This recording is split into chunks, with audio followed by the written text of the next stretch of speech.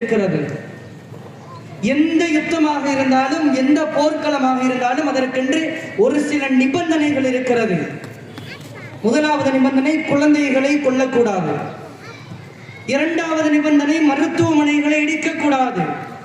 மூன்றாவது நிபந்தனை பாடம் கற்பிக்கக்கூடிய கல்வி நிலையங்களை, அது பாடசாலைகளாக இருக்கலாம், பள்ளிக்கூடங்களாக இருக்கலாம், கல்லூரிகளாக இருக்கலாம், இடிக்கப்படக்கூடாது.